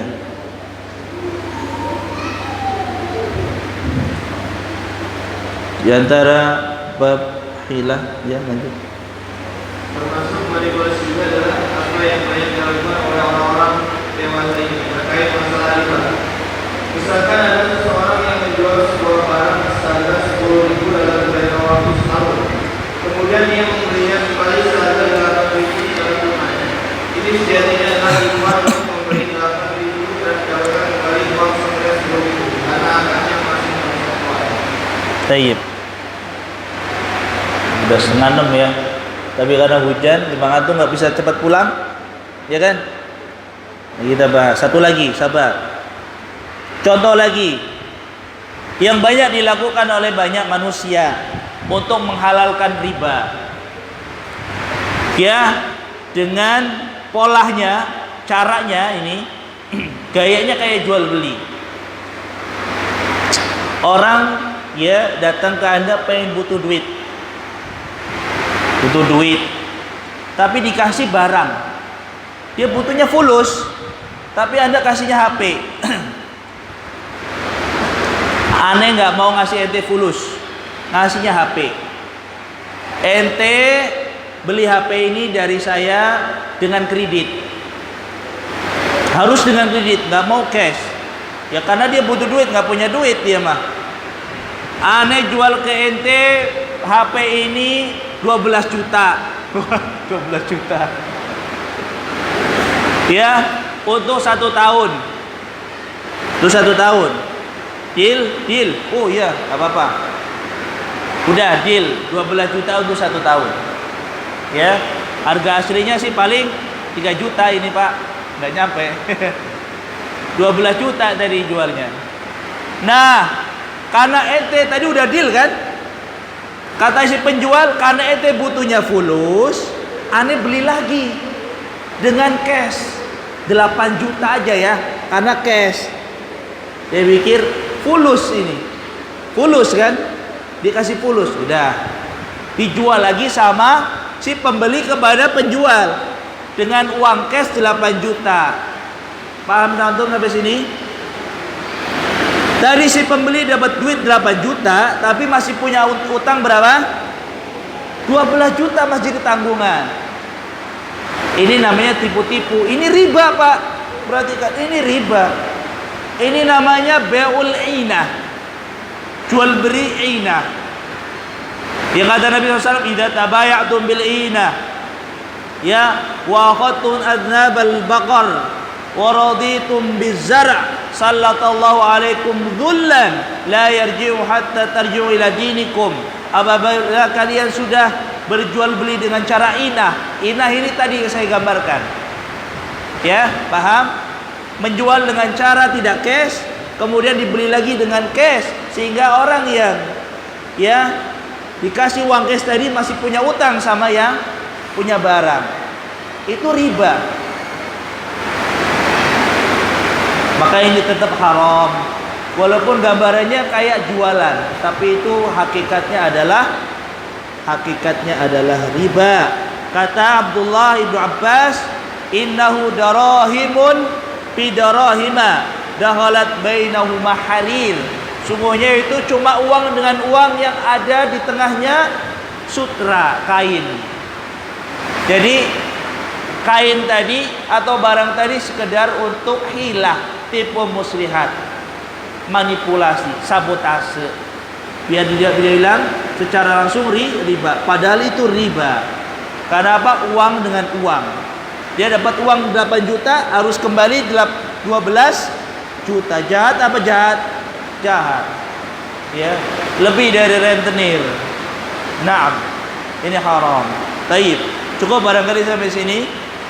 Insyaallah kita akan lanjut pada pembahasan yang berikutnya. Barakallahu fikum.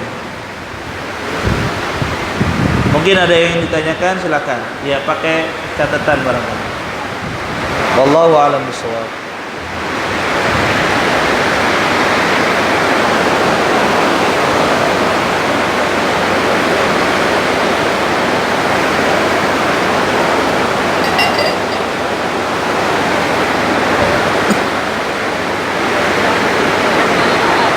Ya, Allah.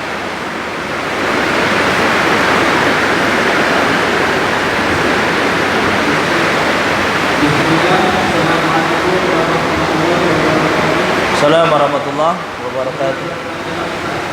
Pada dasarnya kegiatan diketahui kita dihindari. Salah satunya tidak melakukan pinjaman maupun pembiayaan lainnya, baik di bank konvensional maupun bank syariah dan lembaga pembiayaan lainnya. Tapi khusus bank, sepertinya kita tidak bisa menghindari seperti produk tabungan, tapi digunakan hanya untuk konsumsi pribadi dan juga digunakan untuk pembayaran belanja baik online maupun offline atau pembayaran lainnya. Bagaimana hukumnya? Ayo. Wa anta fajazakallah. Pertanyaannya bagus ya. Berkenaan dengan jasa ya, menggunakan bank ya. Di sana ada layanan-layanan jasa sebenarnya. Jika layanan tersebut adalah layanan yang riba, maka tidak boleh. Seperti simpan pinjam atau pinjaman atau pengkreditan. Itu semuanya ada bunga, ada riba bahasa syariatnya. Bukan bunga, ada ribanya. Yang mana hutang sekian dibayar lebih mahal. Dibayar lebih mahal dari hutang pokoknya. Itu namanya riba. Tidak ada khilaf. Ya. Kemudian kreditur. Ya, tadi simpan pinjam kredit juga sama. Ya, intinya adalah meminjamkan untuk dikreditkan dengan cara riba. Ribanya bagaimana? Ribanya itu kalau terlambat didenda. Kalau kredit yang benar, ya, kredit yang benar, yang mengkreditkan yang punya barang. Kalau bank enggak, yang punya barang, developer, dia cuma duit doang. Intinya adalah duit dengan duit. Kata Abdullah bin Mas'ud ini, Kata Abdullah bin Abbas, ini adalah riba, duit dengan duit. Dia nggak punya aset, dia nggak punya rumah, dia nggak punya perumnas, dia nggak punya. Nah, si developer ini datang ke bank ya untuk melakukan pembiayaan kepada para customernya. Kemudian kreditnya sama siapa? Sama pemilik fulus, sehingga adalah fulus dengan fulus, itu riba. Dan ngeri lagi kalau terlambat, ya ada denda. Kalau sudah 3 bulan maka diambil, maka dilelang. Kalau zalim di dalam syariat tidak boleh, di dalam Islam tidak ada demikian. Itu zalim. Kalau sudah jual beli Pak, walaupun nggak cash, sampean beli sama saya HP ini, walaupun nggak cash, terserah Anda mau dihancurin, mau ditaruh buat mancing, mau dijual lagi, terserah. Nggak boleh saya menyita barang itu. Sudah sah jual belinya, sah, nggak ada kaitannya sama barangnya lagi. Kalau di bank masih diumber barangnya itu, bagaimana caranya biar barangnya itu balik lagi sama bank, duitnya tambah gede lagi karena dilelang. Dia cuma gigit jari, padahal cicilan tinggal 3 bulan lagi setelah 15 tahun. Hilang rumah itu. Kejam apa kejam? Kejam Pak. Karena itu adalah sistem Yahudi. Ya, orang paling kejam. Tayyib. Maka bagaimana Ustadz kalau kita punya rekening? Ya, maka perhatikan. Rekening di sana itu ya, sekarang alhamdulillah banyak opsi. Ya, banyak pilihan. Kalau Anda pengen selamat, maka pilih opsi bank yang bukan konvensional. Bukan konvensional. Bank syariah. Ustadz nggak bisa lagi, gaji saya cuma boleh pakai bank konvensional. Kalau nggak kayak gitu gimana Pak? Kalau nggak kayak gitu saya nggak dapat gaji. Kasihan juga. Pokoknya pertama ada pilihan. Jadi pertama dipilih dulu yang dibolehin, bukan langsung yang nggak boleh. Itu alternatif doang kalau sudah terdesak. Jadi pertama cari bank yang syariah. Kemudian cari akad yang wadiah, titipan doang. Akad titipan, bukan akad mudharabah, bukan akad bagi hasil. Ini baru ada disertasi ya. Salah satu ikhwan S3 meneliti di 10 bank syariah. Maka kesimpulannya tadi baru siang saya baca di status Ustadz Erwandi, kesimpulannya bank-bank syariah itu semuanya bagi hasilnya semu, yang pakai akad bagi hasil atau mudharabah. Semu artinya apa? Sama aja riba sebenarnya, cuma nama doang, embel-embel doang. Pakainya pakai bahasa syariah, mudharabah bagi hasil, padahal tetap praktiknya praktek konvensional. Jadi yang aman bagaimana? Cari bank BSM, BNI Syariah, BRI Syariah, tapi yang akadnya di sana akan ditawarin. Mau yang apa Pak? Yang mudharabah atau yang wadiah? Kalau mudharabah, Bapak dapat untung loh. Nah, nggak usah Bu. Dalam hati kita itu kan riba. Tahu kita mah itu riba. Ya, saya yang wadiah saja titipan doang. Ya, nggak usah tambah-tambah Bu. Ya, walaupun bertambah kalau riba nggak barokah. Anda teken tanda tangan halal yang itu. Tapi kalau Anda punya rekening di bank konvensional, sekedar teken tuh, Anda dapat dosa. Anda punya ya sumbangsi untuk riba. Ya, ada kecipretan dosa riba tuh. Yang apa? Yang paling rendahnya dosa riba seperti menzinai ibu kandungnya. Allah. Ngeri Pak, ngeri. Emang zaman ngeri kita mah, ya. Kalau mau nggak ngeri, belajar agama. Oh selama betul, ada solusinya. Itu ya mungkin ya jawabannya ya, jelas ya. Ada solusinya tidak? Ada. Kalau nggak bisa harus pakai konvensional, ajukanlah.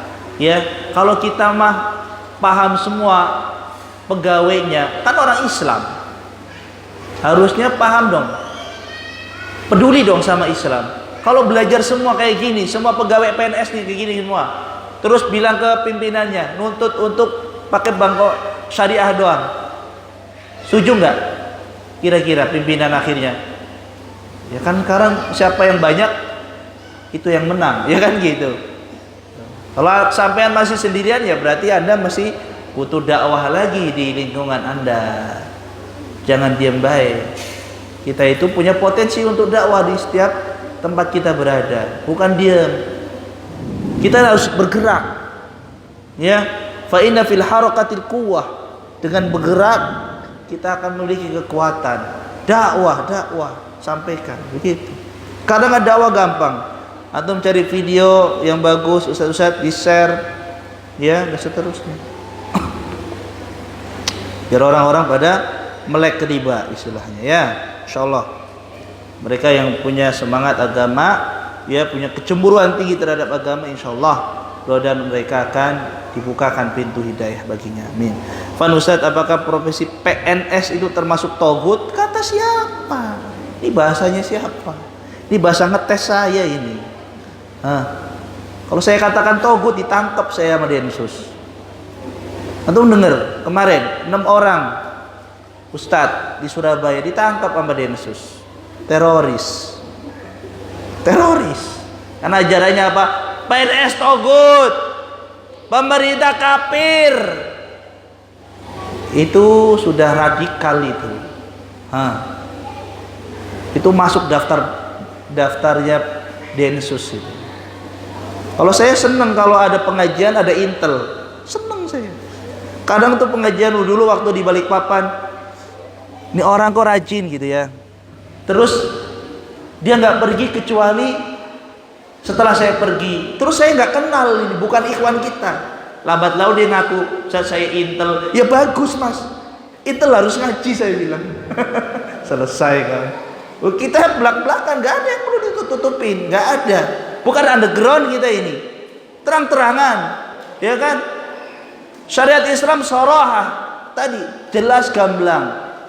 Jadi PNS bagaimana? PNS lihat dari sisi pandangnya, ya. Ada PNS guru, ya ngajar intinya kan ngajar, ya. PNS di bidang apa? Ya penting kan kerja, ya kan? Ada kerja sesuai profesionalitas. Ya, sudah membantu negara, membantu kaum muslimin. Yang dibantu sampai itu orang Islam loh. Ya, masa pusing amat sama omongan orang yang ini. Kenapa ngomong sampai PNS togut? Ini jangan-jangan pernah dengar ceramah ustadz yang mengkafir-kafirkan negara kita, atau mengatakan pemimpin itu kafir gara-gara nggak pakai khalifah atau khilafah. Ya akhi, ya. Ini masalah bahaya sebenarnya, masalah riskan, ya. Jadi saya katakan, apakah PNS termasuk togut? Togut itu ma'ubida li ghairillah, ya, semua yang disembah selain Allah, ya, min ma'budin, dari sesembahan berhala, au muta', atau yang ditaati melebihi dari ketaatan kepada Allah. Ini baru togut. Pak, kalau sampean punya pemimpinnya salah, menyelisih agama, terus Anda milih peraturan pemimpin daripada agama, itu togut, Pak. Dan pemimpin yang senang dengan kerjaannya dia, ya, suka, ya, lebih ditaatin peraturan dia yang menjadi syariat daripada, ya, orang mentaati bawahannya, mentaati agama, itu togut namanya. Namanya apa? Togut. Ada pemimpin kita, Pak, dia mengatakan, Ustadz, saya memang tahu ini salah, tapi saya nggak mampu. Tapi saya coba melakukan perbaikan. Ada ikhwan kita mantan dirjen pajak. Antum tahu perpajakan tuh bagaimana hukumnya? Dalam Islam, la yadkhulul jannata al-makis. Dalam riwayat Sahih Imam Tirmidzi, tidak akan masuk surga orang tukang pajak. Bahaya. Tukang pajak tuh nggak bakal masuk surga. Tapi ada ikhwan kita, muridnya Ustaz Irwandi, masih kerja di pajak. Dia mantan dirjen tim ahli, staf ahli pajak. Ustaz, saya ini tahu persis tentang perpajakan. Saya mantan dirjen, namanya Pak Daeng. Ya, sering ketemu kita dulu. Orang Makassar, cerdas semua, ya, doktor, punya sekolah tinggi, punya universitas.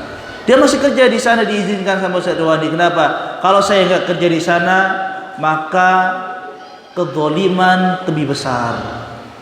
Kezaliman semakin ngeri. Jadi saya menekan kezaliman itu. Kebijakan-kebijakan yang semakin zalim, semua dipajakin. Antum punya sepeda ontel, pajak sekarang itu ya. Hati-hati ya, semua dipajakin. Jadi dia berusaha untuk menekan kezaliman yang ada di sana. Boleh? Boleh. Dalam rangka apa? Daf'ul madarrah, menghalau kemadorotan, kerusakan. Itu dalam agama diatur tidak? Diatur. Boleh, Pak. Pak, boleh. Kalau yang sana yang kerja di situ semua pecundang, semua penjahat semua, mau jadi apa kita semua ini? Hah? Jadi peyek semua kita nanti. Jadi antum-antum yang punya talenta, punya bagus jadi PNS, bagusin kerjaan Anda itu. Tunjukkan kalau Anda yang sudah kenal sunnah tapi kerjaan PNS adalah orang-orang yang jujur, amanah, yang punya apa? Punya apa? Etos kerja tinggi, apa istilahnya bahasa itu? Ya. Orang-orang yang betul bagus dalam kerjaan. Begitu. Maka dampaknya akan baik. Saya punya, ya dulu ada Kapolres di Pagar Alam, sekarang Kapolres di Metro Bekasi. Sunnah, kenal sunnah. Gimana? Apakah para kenal Ustadz Badrus Salam, kenal Ustadz besar? Apakah mengatakan, Pak, polisi itu togut, Pak? Sampean kenal sunnah gak usah jadi polisi. Apa begitu fatwanya? Tidak, Pak. Sampean, kami ini kawan-kawan kami ini polisi banyak, Pak, di sini, Pak. Ya, tapi kita luruskan biar kerjaan mereka betul-betul baik, benar. Ya, maslahat bagi orang muslim. Ya, mendukung program Islam dan seterusnya kita dukung. Maslahatnya besar. Kalau pemimpin kita orang-orang yang punya integritas, punya apa?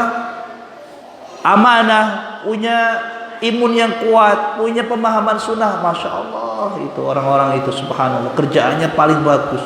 Dulu Pak, Inspektorat Lahat ini dipimpin oleh Pak Rudi, itu terbaik se-Indonesia kalau antum tahu.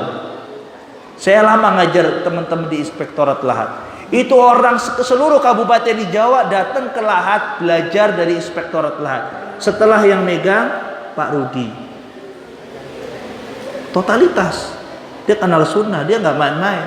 Inspektorat itu vital, Pak. Ya kalau situ hancur, nggak amanah, hancur semua itu daerah itu. Semua program-program pembangunan seterusnya.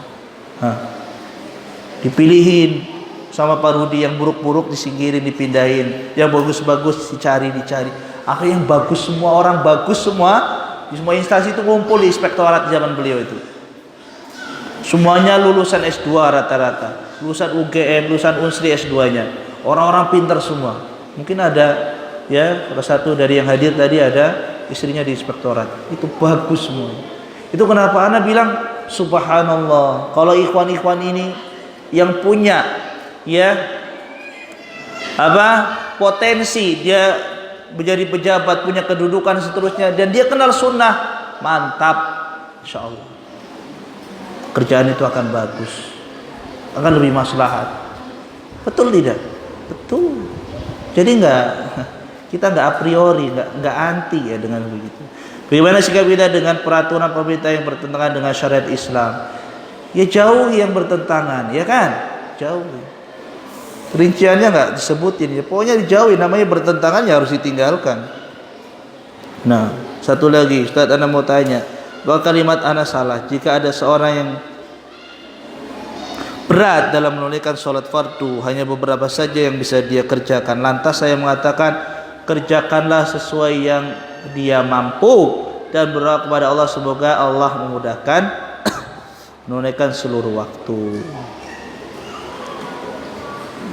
Ya, kerjakan semampunya, yaitu semuanya. Semuanya, ya. Kalau dia nggak mau ngerjakan, ya masih butuh tasbih lagi. Ya, perlu dinasihatin lagi. Ya, ancaman-ancaman orang-orang yang nggak sholat. Qalu masalakakum fis saqar. Qalu lam nakum minal musallin. Kelak di akhirat orang-orang akan dimasukkan ke neraka sakor. Dikatakan pada mereka, kenapa kalian diseret di neraka sakor? Sakor itu yang sengsara. Artinya neraka yang paling sengsaranya neraka sudah. Kenapa kalian di sini? Qalu lam nakun minal musallin. Mereka mengatakan kami nggak sholat dulu. Nah, rasainlah. Mau nggak sholat? Jadi nggak main-main masalah sholat. Orang itu ya tidak akan ada sisa agama darinya kalau nggak sholat. Paham? Al-ahdul ladzi bainana wa bainal kafir tarkus sholat. Bedanya kita dengan orang kafir meninggalkan sholat. Orang muslim nggak boleh meninggalkan sholat. Kan begitu? Kalau masih berani meninggalkan sholat, la haula wala quwata illa billah. Ana sudah ingatkan bahwa 5 waktu wajib. Fid daruri, semuanya yang Islam itu tahu kewajiban 5 waktu itu wajib. Darurat, artinya apa? Nggak boleh nggak ada yang tahu kalau dia Islam. Kalau masih dikatakan Islam. Namun dia tidak bisa. Akhirnya saya ucapkan kata di atas bermaksud semoga dia tidak meninggalkan seluruh 5 waktu. Ya, orang seperti ini perlu dinasihatin, ya, diberikan wa'ad atau wa'id, ancaman, kabarin tentang ancaman-ancaman. Kemudian barangkali dia masih jahil tentang sholat, diajarin. Dia lingkungannya lingkungan orang nggak sholat, suruh pindah. Cari tempat lingkungan teman-teman yang rajin sholat. Demikian. Karena perkara sholat perkara penting, ya. Pertama kali dihisab kelak adalah sholat. Awwalu ma yuhasabu yaumal qiyamati as-shalah. Wa in qubil ya qubila sa'iru amali.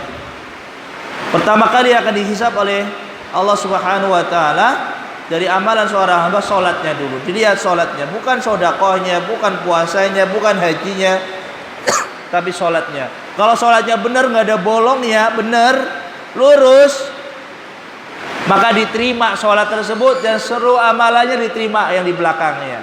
Kalau sholatnya udah bolong-bolong tuh, ada yang nggak beres, bolong-bolong, udah jangan harap. Mau sodakonya sebesar gunung Uhud emas, nggak bakal diterima, ditolak semuanya. Karena itu barometer Islam. Orang dikatakan muslim kalau dia sholat, dan itu yang nampak dohir. Orang munafik saja zaman Nabi nggak berani ninggalin sholat. Ini orang muslim, maunya dibilang muslim, nggak mau dibilang munafik. Ninggalkan sholat enak banget. Kalau wala quwwata illa billah. Jangan-jangan salah didikan. Jangan-jangan orang tuanya nggak pernah ngajarin dia sholat. Jangan-jangan dari kecil nggak pernah disuruh sholat. Jangan begitu. Banyak kan orang tua nggak perhatikan sholat. Muru auladakum bis-shalah wa hum abna'us sab'in. Pada Nabi SAW perintahkan anak-anak kalian untuk sholat ketika mereka umur 7 tahun. Sudah mulai dituturi, dibilangin sholat terus. Ya, wastabir 'alaiha. Allah memerintahkan bersabarlah, terus bersabar dalam perintah mendidik anak sholat. Wadribuhu 'alaihi wa abna'u 'ashrin. Pukul. Kalau mereka nggak sholat umur 7 tahun, nah ini udah dewasa nggak sholat, mau diapain coba? Dicewer cukup.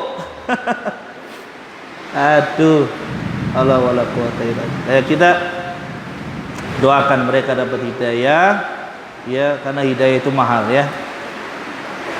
Hidayah menuju sunnah. Kalau orang sudah cinta sunnah, insya Allah nggak ada yang mau berani meninggalkan sholat. Kalau sudah dididik dari kecil, ya dari umur 7 tahun untuk sholat sampai 10 tahun, itu nggak kurang dari 5.000 kali latihan, Pak. 4 tahun dikali 5, berapa hari dikali 5? Selama setahun, selama 4 tahun tuh. Kurang lebih ketemunya 4 atau 5.000 kali latihan. Kira-kira hafal atau hafal? Kalau anak-anak sudah latihan itu nggak cuma 100, 200 kali, 5.000 kali. Kira-kira dia bakal ninggalkan nggak ketika dewasa? Enggak, kecuali dia salah pergaulan besarnya. Tetap diawasi. Ya, tetap jaga sholatnya. As-salah. Nabi SAW ketika di sakaratul mautnya pesannya apa? Sholat. Tegakkan sholat. Ya, wa ma malakat aimanukum, dan jagalah, perbaikilah dengan para hamba sahaya kalian. Nabi SAW ya mengingatkan tentang sholat, perintah sholat, perkara yang besar. Jadi ya tidak ada agama bagi mereka yang tidak memperhatikan sholatnya. Dan ya sebatas seorang itu kekuatannya, pemahamannya terhadap agama sebatas mana dia memperhatikan sholatnya. Semakin dia sering menunda sholat, meremehkan sholat, berarti kadar iman agamanya itu rendah. Semakin dia selalu memprioritaskan, mengutamakan sholatnya, berarti semakin kuat imannya dan agamanya. Jelas ini? Nah, itu lagi bagaimana cara merintis dakwah sementara kita tidak punya kapasitas dan khawatir terwarnai. Apa saja kiat Ustadz dakwah di Pagarsari hingga pesat seperti itu? Pertama adalah taufik dari Allah. Ya, taufik dari Allah. La haula wala quwata illa, tidak ada daya dan upaya dari Allah. Ya, kita di samping usaha juga doa. Yang membukakan hati orang-orang itu Allah, bukan kita. Kita cuma berupaya. Tapi kita berjuang, bukannya kita pasif. Tapi kita aktif, proaktif kita. Semampu kita bisanya apa? Sebisanya. Gak harus kita jadi ustadz dulu baru dakwah, gak salah. Awal saya dakwah di kampung saya, gak ada manggil saya ustadz. Dan saya gak mau jadi ustadz, gak mau diustadin. Bukannya, woi, saya ini ustadz. Bukan, gak ada yang kenal, mas. Gak ada yang tahu. Ya, pelan-pelan ngajarin anak-anaknya apa yang bisa dilakukan dulu. Dan cermat, lihat potensi-potensi apa yang bisa dilakukan dari segala sisi, apapun. Dakwah Nabi SAW tidak terbatas di mimbar, tidak. Semua potensi Nabi SAW upayakan, entah di pasar, entah di lembah-lembah, entah di perkampungan, entah sampai datang ke para pemimpin. Semua potensi dilakukan sesuai dengan kapasitas masing-masing. Dan sabar. Dakwah itu ujiannya besar. Ya, tidak ada yang membawa agama dan dakwah Nabi SAW kecuali pasti dia dimusuhi. Awal dimusuhi, diremehkan dan seterusnya. Sabar. Ya, berharap sama Allah, minta tolong sama Allah. Ya, hidayah itu datang dari Allah. Pelan-pelan. Tapi ada tips, ada cara-cara yang paling efisien. Pertama, dakwahi para pemimpinnya, para pemukanya. Itu efektif banget. Kalau pemukanya udah kepegang tuh, kita dapat backingan kuat. Rasulullah SAW dakwanya 10 tahun di backingi siapa? Abu Thalib, pemimpin. Jadi apa? Walaupun pemimpin itu jahat, sampean harus datengin, deketin, dan baikin biar didukung. Walaupun dia ya tidak mendukung secara langsung, yang penting di backing, paham? Ya, walaupun orangnya urakan lah, hancur lah dan seterusnya. Tapi kalau dia pemimpin, punya potensi untuk ya menjaga dakwah kita, deketin. Anda harus belajar sirah Nabi. Sirah Nabi tentang dakwah Nabi. Disitulah dakwah Nabi. Praktek hakiki, praktek hidup Nabi SAW bagaimana berdakwah. Harus paham. Jadi nggak sembarangan, nggak asal nyeplos, nggak asal berbuat. Tahu prioritas, tahu mana yang baru bisa ditolerir.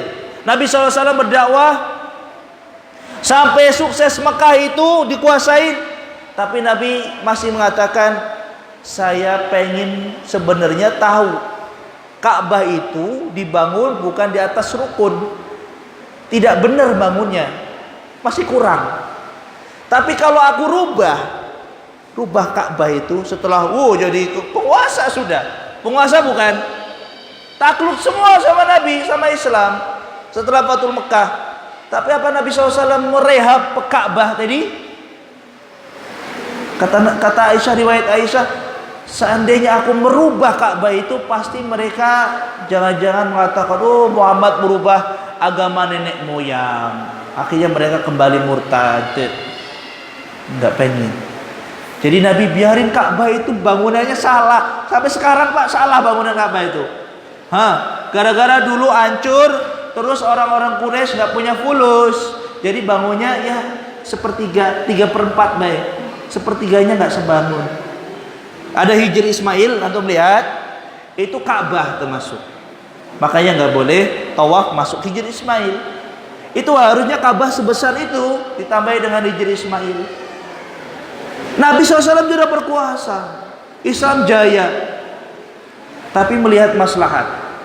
Orang-orang masih jahil, orang-orang masih baru masuk Islam. Kalau ini dirubah, mereka sangat-sangat mengkultuskan bangunan Ka'bah dari zaman nenek moyang mereka. Kalau dihancurin gimana? Mereka akan apa? Jadi kita lihat ada yang bisa toleransi, ditolerir. Kita biarin dulu sampai ilmu itu sampai kepada mereka. Begitu. Jadi dan terus konsultasi. Jangan jalan sendiri dakwah ini, nggak bisa.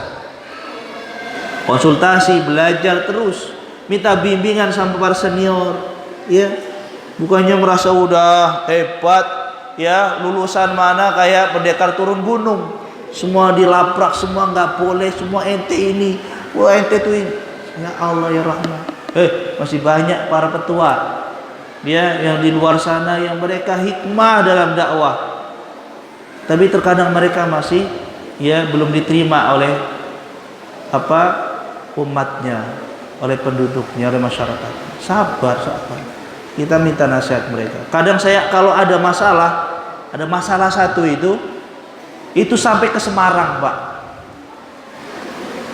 Saya nggak sampai hati nelpon guru saya, udah tua. Setiap masalah nelpon. Kalau kasihan Ustaz saya, karena masalahnya sudah besar, saya harus datang ke Semarang. Butuh fulus enggak?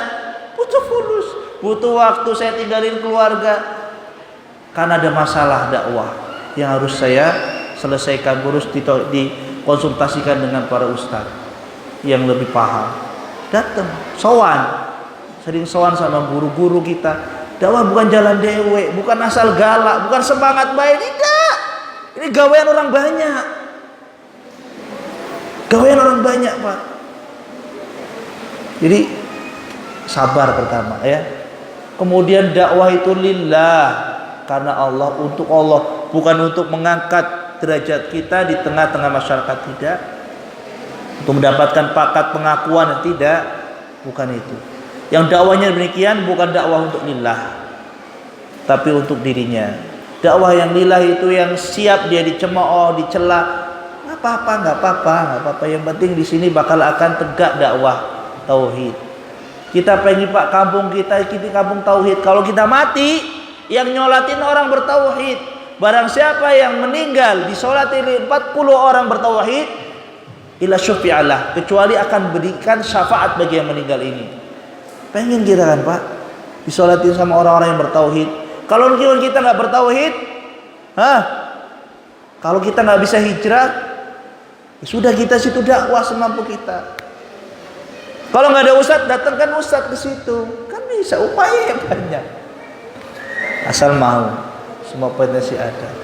Terus dengan dakwah itu dengan lemah lembut, pelan. Tidak ada target 3 tahun saya harus bangun ini, punya ini, harus jadi ini. Ya, sabar. Walaupun butuh puluhan tahun, yang penting caranya, stepnya itu bener aja. Insya Allah Allah akan bantu. Insya Allah akan bantu. Saya nggak pernah ngarepin agar Sari jadi seperti sekarang. Nggak pernah bayangin. Ya Allah, kampung itu luar biasa dulu. Tapi sekarang alhamdulillah taufik dari Allah, bukan semata-mata karena fakirnya, karena teman-teman juga masya Allah membantu. Sampai kampung-kampung tetangga pada iri, oh di sini kok masya Allah ya sekarang hidup dan seterusnya. Jelas kita jangan pasif Pak, aktif untuk kebaikan untuk Islam. Kita semua muslim, punya semangat untuk Islam. Upayakan apa yang antum punya. Antum punya waktu untuk ngajar anak-anak, ajar anak-anak. Atau nggak punya waktu, punya fulus, bantu yang ngajar anak-anak itu. Ya, kita pertolongan sama Allah. Insya Allah Allah akan bantu. Dan belajar, terus belajar dan belajar. Ya, jangan merasa sudah berilmu, belajar terus. Ya, sampai wafat, sampai Allah wafatnya. Wallahu a'lam bishawab. Barangkali yang bisa sampaikan dari kajian di sore hari ini mudah-mudahan bermanfaat. Lebih dan kurangnya saya mohon maaf. Ya, tentu banyak kesalahan dari diri saya. Dan syaitan senantiasa membisiki, dan Allah dan Rasulnya berlepas diri dari segala kesalahan-kesalahan yang terucap tersebut. Wabillahi taufiq wal hidayah. Wa sallallahu ala nabiyina Muhammadin wa ala alihi washabbihi ajmain. Subhanakallahumma wa bihamdik asyhadu an la ilaha illa anta astaghfiruka wa atubu ilaik. Wassalamualaikum warahmatullahi wabarakatuh.